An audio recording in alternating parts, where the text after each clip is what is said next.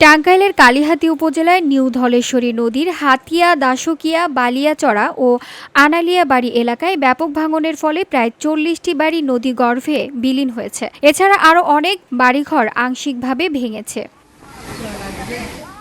স্থানীয়রা জানান, বালু পরিবহনে ব্যবহৃত ভারী বাল্কহেডের কারণে নদীর ঢেউ তীরবর্তী এলাকায় ভাঙনের প্রধান কারণ। প্রতি বছরই নদী ভাঙনের শিকার হচ্ছেন শতাধিক পরিবার, অথচ সংশ্লিষ্ট কর্তৃপক্ষ কার্যকর ব্যবস্থা নিচ্ছেন না।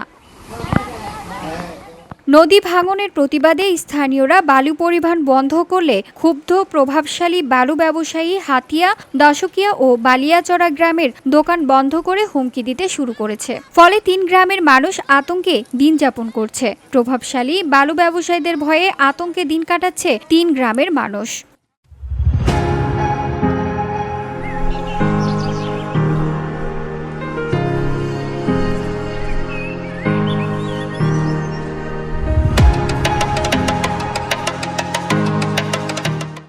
ভাঙন কবলিত এলাকার মানুষের প্রতিবাদের মুখে ধলাটেঙ্গর, পাথাইলকান্দি, এলেঙ্গা ও পৌলি এলাকায় ২০টি বালুঘাটে বালু পরিবহন বন্ধ হয়ে যায়। এতে ক্ষুব্ধ হন বালু ব্যবসায়ীরা।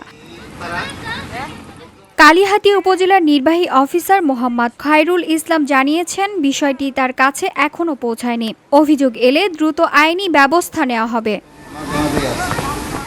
VOD Bangla news desk.